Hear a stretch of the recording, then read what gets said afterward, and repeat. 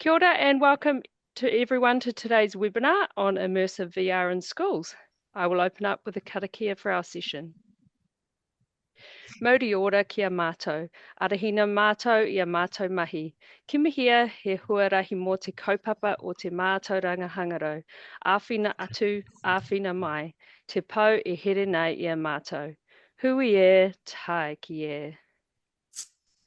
Today, we are joined by two leaders in the field of virtual reality and immersive learning from Australia. Our first presenter is Dr. Paul Unsworth, adjunct researcher and PhD supervisor at Adelaide University and Director of Research and Resources at Edge VR. Paul's work focuses on the intersection of emerging technologies, education, and innovative learning design, with a particular interest in how virtual reality can transform student engagement and learning outcomes. Joining him is Rosanna, Chief Executive Officer of Edge VR, who leads the organisation's work in bringing immersive technologies into educational settings and supporting educators to create meaningful, future-focused learning experiences. Through practical classroom examples and a live demonstration, hopefully, they will highlight how creating VR experiences can foster creativity, collaboration, innovation, and problem solving while supporting authentic assessment opportunities. Really looking forward to today's sessions. Thank you very much for joining us. We shall get started. Over to you both. Thanks, Pip, and thanks to everyone there. A quick welcome to Acknowledgement of Country here. I'm in Adelaide. We're on Kaurna country here, so I'll pay respect to Kaurna elders, past, present, and emerging. There we go. And we acknowledge that we're meeting on this country belongs to these people, the Kaurna people that maintain their continuous connection to the region for over 60,000 years, managing the land, waterways, and resources. We pay respect to their people's culture and country and thank them for allowing us to meet here today. And we look forward to working with you through this presentation. Okay, I'm going to read a bit to the slides and a little bit over the slides. Obviously, my name is Paul Unsworth. Like many of you, I'm a teacher by heart and by trade. I started my teaching career a long time ago, but it's an interesting career because it's traversed a long way through, I guess, into leadership roles and working in diverse and complex communities, with the question always being, how do we engage our students better? How do we actually engage our teachers better in this project called education? I spent about 10 years in university. I'm teaching the STEM sort of subjects, science and mathematics and digital literacies. And I came across the immersive virtual reality as a tool that I thought could be very useful in transforming the way that students are engaged in educational pursuits. So today's presentation is to give a bit of a snapshot of that, a little bit through the research lens, but also very much through the practitioner's lens. So I guess this presentation that I'm going to speak to is more about the applied use of what we call immersive virtual reality technologies, or IVR, as well as AI. We know that it's generative AI, and the way that we might use them as powerful digital learning technologies. We'll provide some evidence from some research, some finding out that we've done, including a lot of that to do with Edge VR's work in schools. One of the most powerful ways of using IVR is what we call learning design. I'll talk a little bit about that in a minute. And this presentation gives a little bit of detail about how many students can create that learning design. I'm not sure if you are familiar with the term, being D&T people, that design technologies and design thinking very much feature into, I guess, the underpinnings of how we might use VR. But just to sort of digress for a little bit, you're probably aware of the using of the headset, and most people think about, I guess, when we talk about VR, is the gaming application, and also training and simulation applications, pilots and astronauts and other people using VR in a way that eliminates this risk of unsafe behavior and activity. So that's very much the stereotype, I guess, of what people think about in terms of VR. Very few studies have actually looked at the way that we might use VR in education in terms of the broader scope of that research. And so it's still a very emerging technology in many ways, particularly in the ways that we might use it. And probably right now, a lot of the kinds of use cases that involve VR in education are probably still headset on and viewing content. It can be instructional content, it could be experiential content, it might be aesthetic content, it might be gaming content. The way that we are looking at, I suppose, from Edge VR's perspective, is two particular types of powerful use cases. One is using the virtual reality technology as a means to create an immersive story. So it's an authoring tool that gives students and teachers the ability to create their own story. And we use a kind of a storyboard approach, and it's very much about using the technology in a design or a learning design, which means that the learning itself takes up 90% of the actual activity and 10% is the actually technical manipulation of the tool to actually create that story. Can we have the next slide, please? Okay, so I've been in, I guess, the IVR game from university, particularly giving it a science and technology focus for around about 10 years. And I guess one of the sparks to foster some interest was looking at the way that communities themselves, schools and communities, can create stories about that community, particularly from an environmental point of view, a cultural point of view, historical point of view, even from a sports point of view. How do we actually capture those moments and put them into a 360 interactive story? And 10 years ago, we didn't really have the tech to do that. We had a bit of VR tech that was being used in the real estate industry to do virtual tours of homes. And we kind of lifted that technology and put it into an educational sense, and were able to work with schools and communities to create virtual tours that had a particular question at the core of the VR product that we made. For example, where is the sand going from Henley Beach? How is that river going to be restored? What's happening to these trees? How are people who have got disabilities able to access transport or get around themselves in particular towns, and so on and so on? That journey has transformed through COVID and after COVID into the modern kind or contemporary forms of IVR now that we use as authoring tools. And those authoring tools are quite powerful in the way that students and teachers can easily create 360 scenes and embed in those scenes all manner of multimedia content, videos, narratives, posters, objects, assets, to create a more informed interactive story. Okay, so what we've found that during the time that we've used VR in schools in this learning design approach is that it does, if we just go back to that slide. Oh, sorry. Thanks, that's all right. That these are the kinds of things that happen when we work with schools closely with teachers. So teachers are actually learning with students the kinds of tools that students use to create their VR stories. We do see an increase in teacher confidence, capability, and the use of putting it into a learning design that informs on how the learning activities are shaped. So pedagogical clarity. We also find that we are able to increase opportunity to create not just one project, but a whole raft of sustainable programs. And unfortunately, Colleen O'Rourke couldn't be with us today, but she has been one of the teachers that have been leading that idea of one project and another project and another project, and using, I guess, IVR in a very kind of practical, everyday use, teacher-friendly use. The last bit of this is that we found that obviously that, it is igniting students' curiosity, their natural capabilities, their problem solving, their creativity. It's increased their engagement and their application, and of course, learning outcome. All right, now we can go to the next slide. Thank you. All right, so we know that there are various kinds of add-ons. I'm getting down to the research now.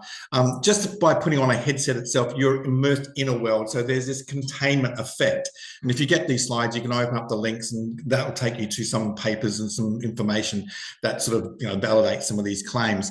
So just putting on a headset actually can value add in terms of elevating the learning. And in some studies, that retention in terms of core instructional content and students' understanding of it can be increased up to 75%, which is a pretty big claim to say something of a 0.75 learning effect can happen. But there's quite a substantial body of evidence around, particularly in science and in I suppose, instructional sorts of contexts, where that's proven to be the case. So just the headset itself has a particular kind of value add. It does actually block out external distractions. It allows learners to focus more on their environment. There is a sense of wonder through the sensory input. Next slide, please. So we know that there's a use case, just, if we get really good instructional resources developed across the key learning areas, math, science, or whatever, that there's going to be some kind of value add just by putting the headset on.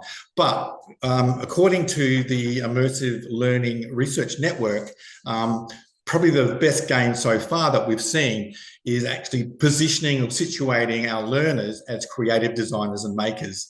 And there's a number of papers my colleagues and I have sort of written on this, and there's quite a bit out there also, that one of the most strongest use cases is that where we position kids as creators and designers, they are the ones driving their studies and their inquiries and their stories. And it really shows that, when students are empowered to do that, it's obvious that you get the engagement that follows with it. The highest gains have been in the middle school. Obviously, that's an area where, we have kids who may be becoming a little bit disaffected and a little bit offset with schooling per se, but this is a way of actually bringing them back into the fold. Next slide, please.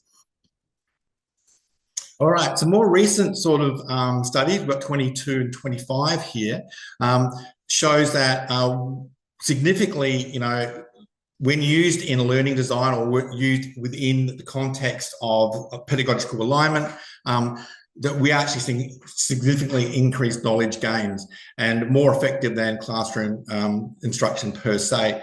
And within the last year or so, we're now seeing actually the boost on that once you have a situation where we've got generated AI coming in alongside the IVR projects to actually act as personal assistants, chatbots, and that kind of thing, to give students even more kind of assistance in what they're doing in their learning. All right, next slide, please. Our research recently, as a paper that a number of colleagues and I nationally have produced just by surveying teachers, and that was a small survey, but it was still quite a powerful one, sort of showed a mix between users and non-users. And so you can actually see that within the ranks of those teachers who have championed the use through their own sort of curiosity of using VR and searching out the ways best to use it, there's over 60%, 2/3 of majorities were saying that, yeah, it improves teaching and learning. Students feel confident with using it. And it's not, as I said before, it's not just putting the headset on, it's actually the learning design, or it's the way that it's used across a unit of work to actually give value to the learning itself. But saying that, when we talk about, technologies in schools and the adoption of new technologies, we know there's often resistance to that, and adoption sometimes can be quite fragmented. The best way to support teachers and students in schools is giving them the support and resources so that they can figure out how to use the technology well, particularly how they plan using the technology with their studies. And so at least 60% of those teachers were saying that, yeah, there needs to be more support in the way that it's given and offered to our schools. So one of the things that EdgeVR is conscious about is actually working with schools in a planned and progressive way, so that the adoption pathway is actually well supported. Next slide, please.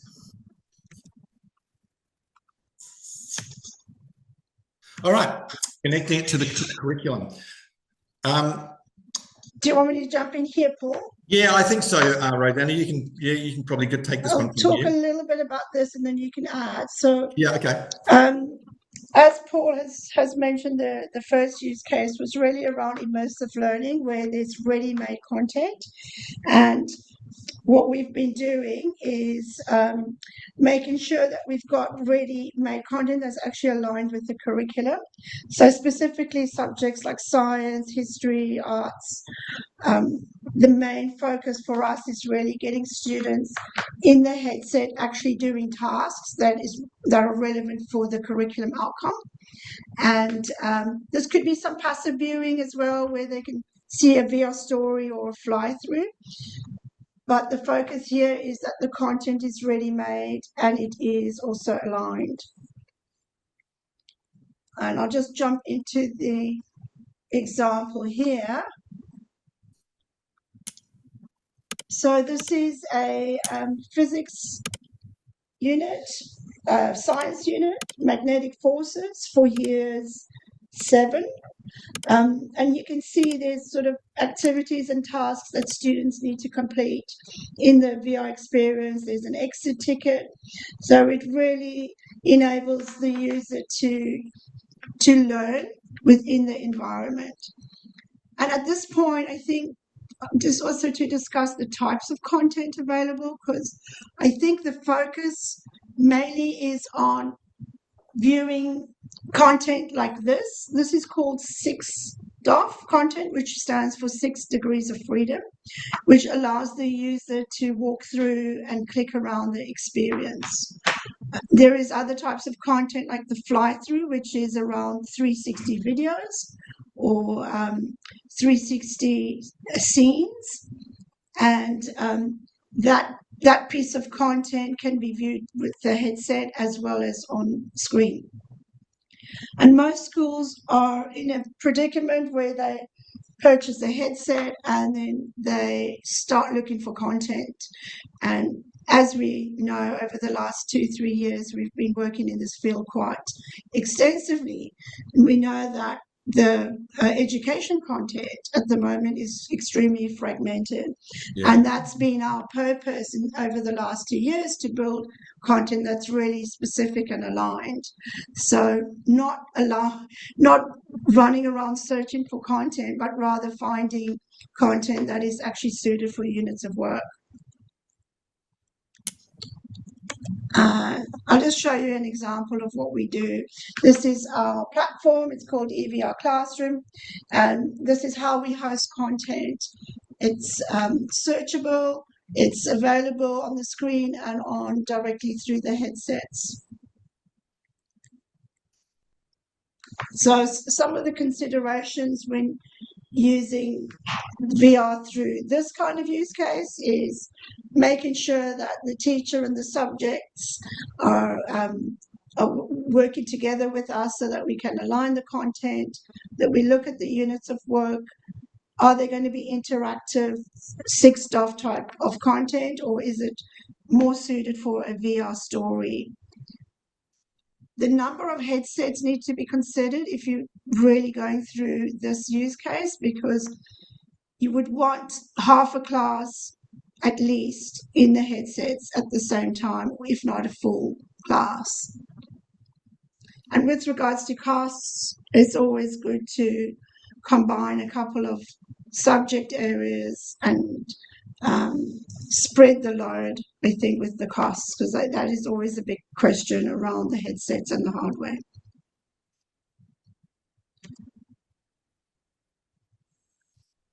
All right, and then the second use case is around inquiry-based or project-based work, and it does involve the design and the creation process that Paul's spoken about. When we send out the PowerPoint, you'll be able to click on here. I won't go into it now, but you can have a look at various projects that students have created. As you can see from the top screen, they create in 360.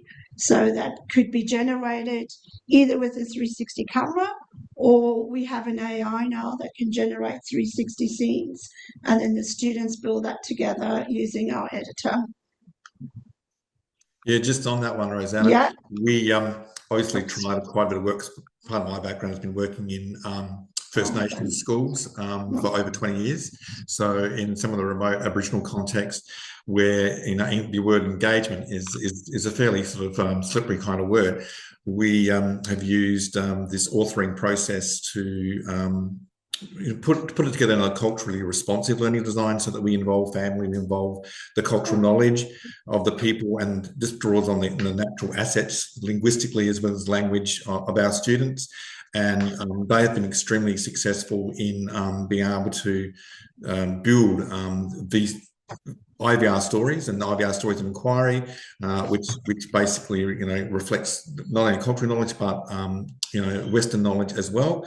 And it's a nice way of bringing together a two-way curriculum in that context. And we've got an example of that on that slide on the right. But we've done a number of projects and partnerships with schools right across the spectrum, and we're finding the same kinds of ways that we lift engagement, and we also lift teachers' confidence and capability through this process of support. Thanks, Rosanna. Yeah. And I guess, Paul, this is probably also a good slide for you to talk to some of Colleen's work, and I think it would be great to share something of what she's done. Yeah, so you can see sort of my back in the top middle photo there.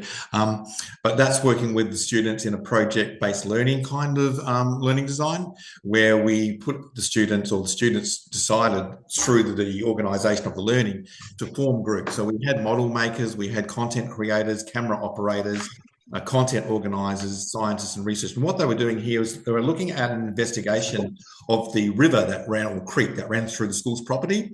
And the overarching question was, how do we restore the river? And so through that project-based learning approach, we had various groups all having roles and responsibilities, all organised across certain timeframes to deliver on their jobs, and we brought in a number of community experts as well.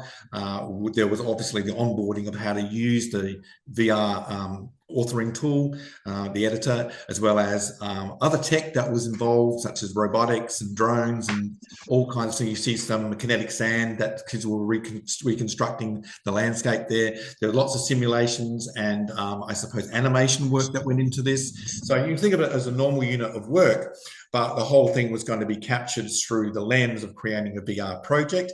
There are scientific investigations on the side happening because there's data there and there's activities there, experiments and tests that had to go into this project. And so you can see all the different photos there are showing different ways that we engage our learners. And at the end of the day, that photo with the child with a police hat on, which is kind of funny. He was the sort of project manager, and that was shared a role across many students at various times.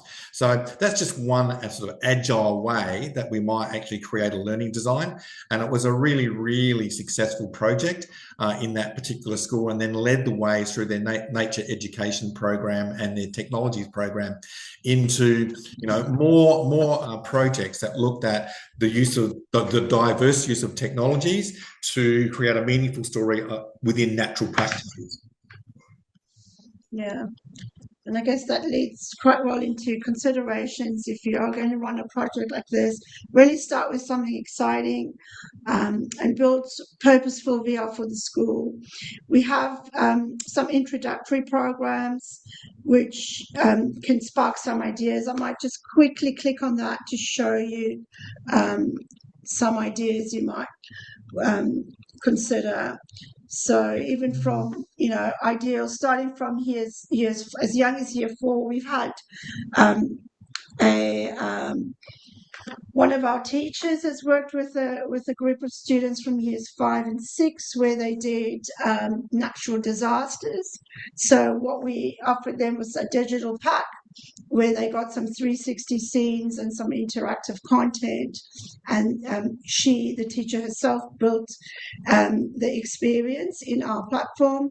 And then the students went away and with their learning, they put the digital pack together, they put the scenes together, and they embedded their learning in that. So that was a really great way for them to start as probably a bit of a scaffold. And once they did that with some digital assets, then they went away for their next project and they filmed, and then they designed their own scenes and worked, to build on as a scaffold approach there. And these are just some other projects that we have implemented in various schools. As a starting point, there's AI generation of 360 content. There's also the INC program, which is around the UN sustainability goals. So students can look at deep diving into one of the goals, looking at the issues, and then thinking about how would they solve some of the problems. And display that using, VR technology.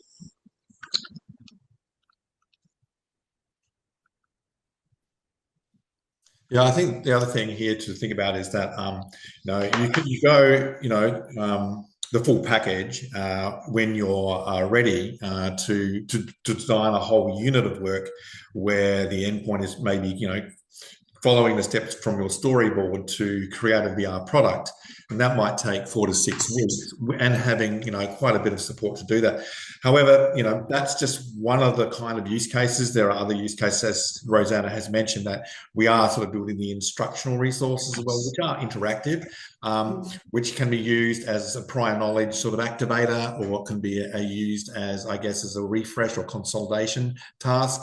And then there's all those points in between about how students can first learn how to use the authoring tool to have pre-made content, to manipulate and organize, to create a series of scenes and embed content into them, so they get the idea of actually how to actually produce a particular VR product. And then with more sophistication, you get much deeper learning designs that look at much deeper questions that might turn into multimedia presentations within each shell of slideshows and interviews and those sorts of things. So, really, there's a huge scope around how you might want to use VR from a very simplistic way to a very sort of involved and powerful way, and you can choose along that continuum about where your entry point's going to be.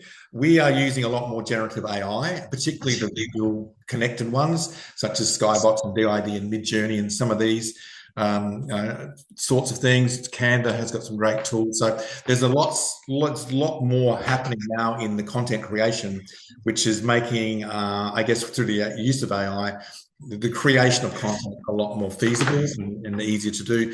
5 years ago, creating content was quite hard. So right now, for us and other teachers and bodies out there, creating content is much easier, and it's allowing us to create some of the sixth instructional resources that you're seeing. So we're probably building that library. Part of my role with EdgeVR is to informed from science and mathematics and digital literacies and the range of other key learning areas, how we actually build those particular resources, because there is a real need for them, as well as the particular need for putting our kids into the creative spaces as well as designers and creators of stories.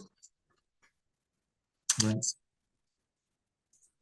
Just this slide here, I guess we threw this one in because the work around about 5 or 6 years ago was around, how do we actually sort of look at a project that's a VR project and see the kinds of things that happen over the course of the project in terms of the STEM connections. And so you can see here there's bits and pieces from science and maths and design technologies about the particular types of activities or processes that happen when a VR authoring tool is used to create a VR product. And these are the kinds of things that we use as measurables in terms of, okay, so the students are creating a particular project. This is going to give some reference points here to just see, to what degree is this stuff happening?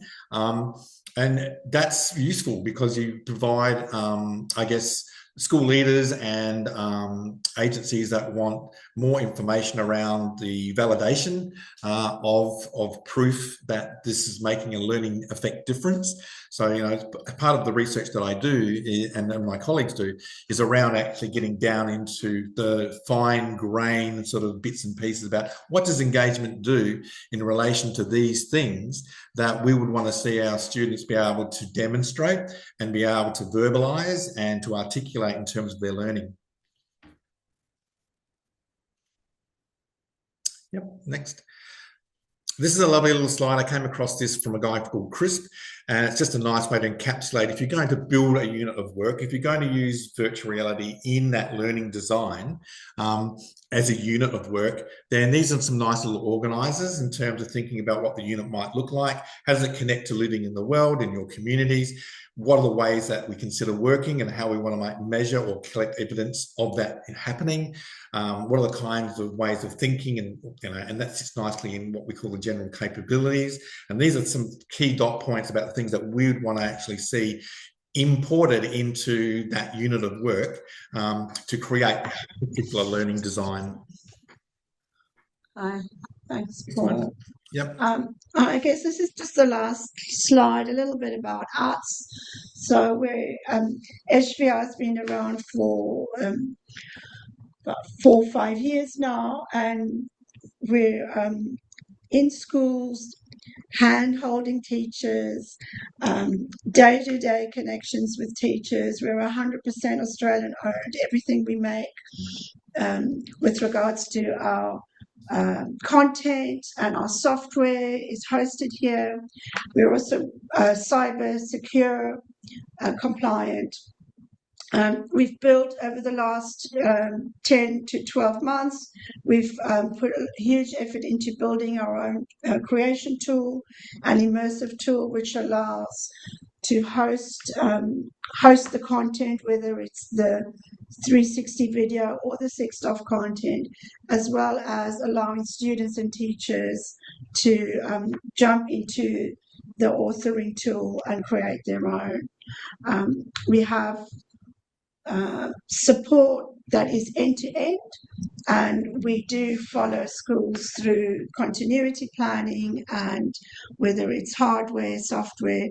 We also have a training professional development course for teachers, which runs from anywhere from 6 to 10 hours of detailed, in-depth use of virtual reality, whether it's application in the classroom, use of headsets, and also creating content.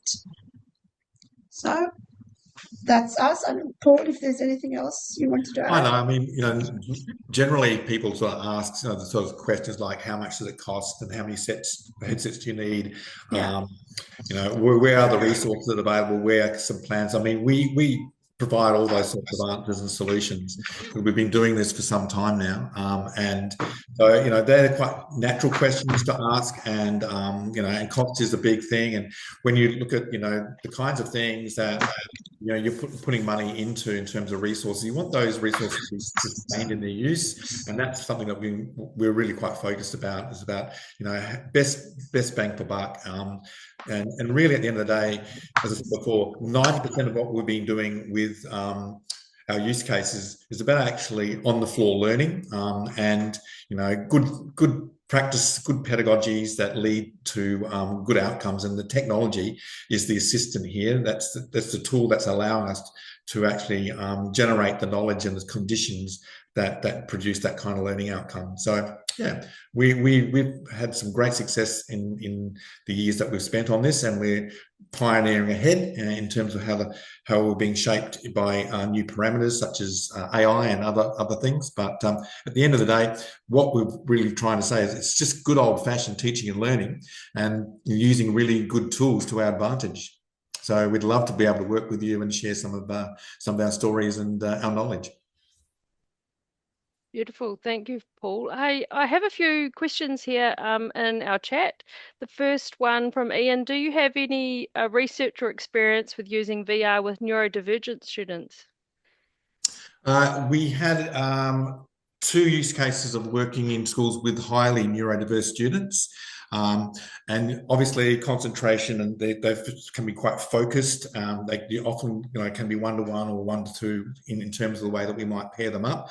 The use cases there were pretty similar to the kinds of ways that we'd used it before, but essentially it was about focusing their I suppose interests first of all into how we might create a VR product in the scene, and then building that from them. So it was a very learner-centered curriculum. But one of the things we found with neurodiverse kids, it's the highly sensitive feed in the headset. And there's 2 probably things that we learned from that, and that comes from other research, is that it can be a little bit overwhelming for some types of kids, depending on according to what the neurodiversity is. It can actually sort of spin them out a little bit. But the other one is quite the opposite. It actually increases the level of engagement and concentration. It was like, no, you have to take it off now, that kind of thing. But once they understood the actual nature of it's a fact that it's a 360 environment, and they have an enormous amount of creativity to be creators in building that. We found that particularly those 2 use cases with those schools was extremely successful, and the teachers themselves were really, really happy with the outcome and their principal. And we found that their sort of non-regulated behaviours, they're kind of all over the place, and this became more and more focused over time to the point where they're able to become quite regulated and able to share with their school community the efforts of their work, and they were very proud. So yeah, I see very sort of similar sorts of I suppose learning outcomes and stories, but for the neurodiverse kids I've seen incredible value add, and there's been also lots of studies showing kids also dealing with trauma and pain and a range of other kinds of high sort of psychosocial I suppose traits, and it's been extremely beneficial in terms of the therapeutic as well as cognitive gains that those studies actually provided. Fab. Oh, I'm sorry. I've just got to. Can I add to that quickly, Pip? Is that okay? Yeah, go for it. Yeah. I just got 2 points on that. Well, one is it's actually a story. When we first started out a few years ago, we joined a multimedia class, and the teacher had warned me. She said, "Oh, this is one student. He never participates. Don't worry. He's just going to be on his iPad." And what happened during the course of the day and subsequent lessons that we joined, he became highly interested in the create piece, and when they had to run a project, he actually completed the project in super speed time. Really amazing project outcome. That after 2 to 3 weeks, she said to me, "I've never seen him so engaged. I've actually had to email his dad that this is the first time he's actually been so engaged in the classroom." So that just really highlighted to me that, students just learn in such different ways. And that was his thing. He was techie, he was deep diving into all the problems. And so that was a great, experience for us to see that. And then I just also maybe wanted to let everybody know that in the next month or 2, we're going to be launching a self-regulation program where students can then actually create their own experiences so that they can self-regulate. So if it might be, a scene where there's clouds and there's some beautiful sound that helps them calm down in situations. So we are looking to work with schools that want to pick a couple of students and work on a self-regulation project. So yeah, that's my 2 cents. Yeah, one other thing we've found too is that those kids on the autism spectrum who tend to be sort of inward and personalised, they've developed in their own creation of interactive, basically choose your own adventure type VR products, and they've shared that to other users. And so you get this kind of virtual social sharing where you've got someone who may not socially connect with another person in the class, but through the creation of the product have. And then we've seen the formation of those students who, divergent and apart, sort of become convergent and work together. So we've seen that kind of scenario unfold as well, which has been really useful in terms of, developing the wider social skills of some of those kids who may not be, easily able to, participate in that way. Great. Thanks. Hope that's been your experience, Ian, in the past. Thanks for your question. Another question here around, I guess, just getting up and running with one VR headset. So, but if budgets are a problem and you just want to get started with one and build up your capacity over time, what would be, a starting point? If you just had one headset, what would be a great starting point in a classroom full of kids? Yep, I'll go first and then Rosie can follow if that's okay, Rosie. Yep, all right. So you can actually screencast from a headset. And so you can make what's seen in the headset, cast to a 2D monitor. And that way, if there is going to be something that the student is having to explore and navigate through a series of shelves, then you've got this social surround, fishbowl, if you like, where other students can still join in and participate and have conversations and still give directions like, hey, maybe navigate over to the left. And so you get this sort of spatial language starting to happen, and you then build sort of a class thing. It can be an instructional use, just one headset where, someone's given 10 or 15 minutes to actually do that, and that can be in a rotated activity. That's what we do when we've got scarcity of resources, that we build in our rotation tasks and so on. So, having one headset is okay, but probably the other thing to think about is, if you're going to build an authoring tool or use an authoring tool, then you'd want to have, maybe 5 licenses for that, so that they can then push their IVR product into a headset and then they can share it. So you just use one headset as a viewing kind of apparatus, if you like, as well as, for immersive value add as well. But it's no problem having one headset. Just be wary of the types of headsets that are out there. There are some better than others, and we can give advice on that, not just for our commercial games, but we know that there are particular headsets that are fraught with some challenges and some security risks as well. So yeah, one headset's fine. We often start with a small bank of 3 and 6. That does 24 kids, no problem. It's just once again, it's a learning design approach. You work out how you're going to use the tech, and what's in this case a headset, for its value, and then you build a use case around it. Fab. I've got another question here from Ian. Have you used WebXR? I ask, as many schools do not have access to headsets. Yeah, I might jump in here. I was actually going to share my screen, if I may, again, quickly, Pip. Sure. Oh, yes. I was just sharing my screen before because, your camera hasn't been working, and I thought instead of everyone looking at a black box, we'll just share that. But that's given everyone a chance to give their apologies, feedback. my camera has been okay. working. So really, just to answer Ian on that, so we do our software. Has that come up? Sorry, a second, hold on. Yeah. Your last slide. Oh, wait, I don't want that. I beg your pardon. Give me a second. Let me just get the screen up again that I needed. It's all good. There's that one, and I'm going to share there. Share. Okay. Does that come up? There we go. Yep. So in the WebXR would look like this. And so if you can't, get more than a couple of headsets, what you can do is, this is our platform. It's made up of a whole lot of WebXR modules.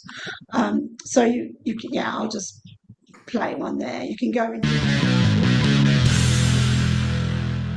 and, What's happening inside your body?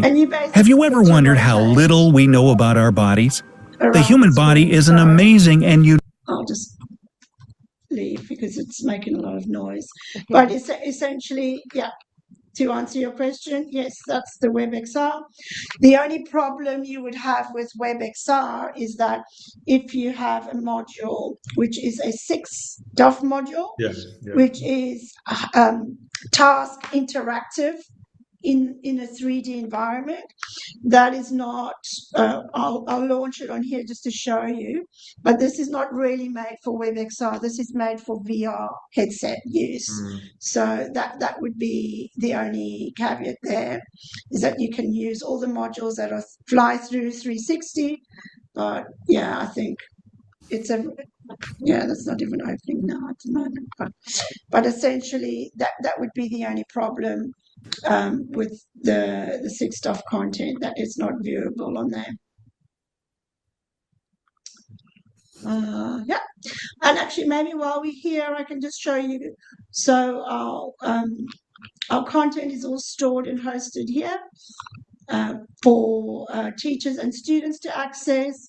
Then we have the My Simulations tab, where you can go and create your own simulations from there. And then each school will have their own school portal where they can, after they've created their own simulations, they can load it into the My School section, so that will allow them to have two places for, their own VR library. Okay. Another question from Ian here while you're there. Are you only using your own platform, or do you use other tools such as Delight EX or Frame VR? Yeah. Our platform actually has been purpose-built for schools for VR, and you don't need to use any other Delightex or anything else. It's all in one. And that's the reason why we built the platform, because VR education is so fragmented that we found that teachers were having to go to all different sites and all different apps. So hence, our all-in-one platform can host the 360 content, and it can host the 6DoF content, plus you can create your own content.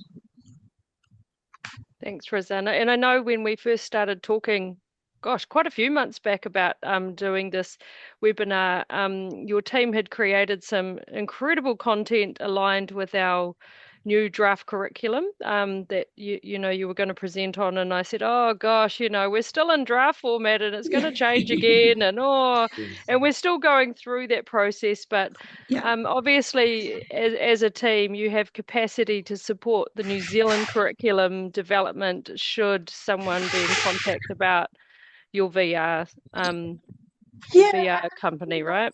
That's really what's driving us. As we're hosted, we're 100% Australian, and as the curriculum evolves or changes, as we get to work with more and more schools, we're able to adapt we're flexible and adaptable, and that's definitely been one of our strong points.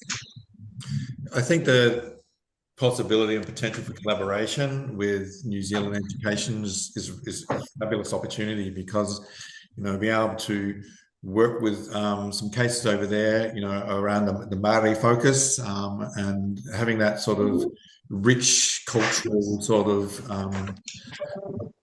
depth that comes into maybe some of the projects and products that can be created, with community. It could be fascinating. One of the sort of things we're looking at is using different kinds of AI to create, like DID and Midjourney, to create avatars and animations and things like that really assists some of our students who want to sort of depersonalize and be de-identified from their real sort of nature, and to put themselves in character and as active characters in some of these particular things that they make. We're probably talking year 8, 9, 10, maybe into that kind of band where that kind of level of sophistication and use of the technology is needed. But we've had our students in Central Australia make some amazing projects in a similar vein to the big cuz kind of sort of animations that you might have seen sort of commercially made.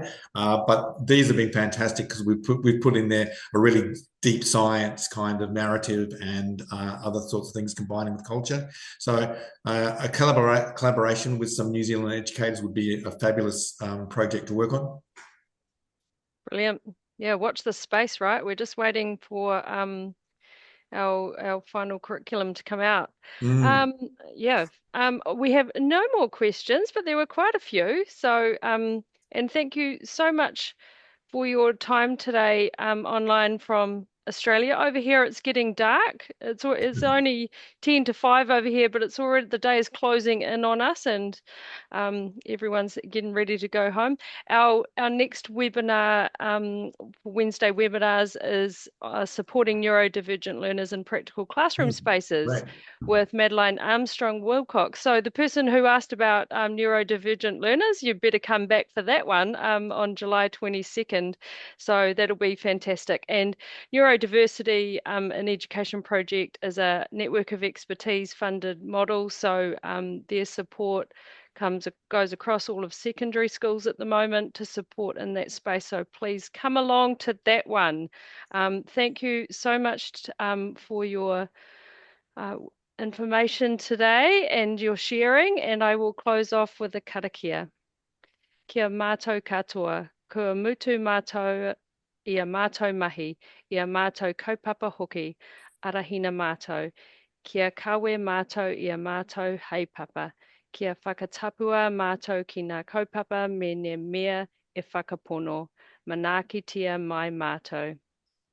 Kia ora, everyone. Thank you very much. Thanks, Ka Pip. kite. Bye. Thanks very much. See ya.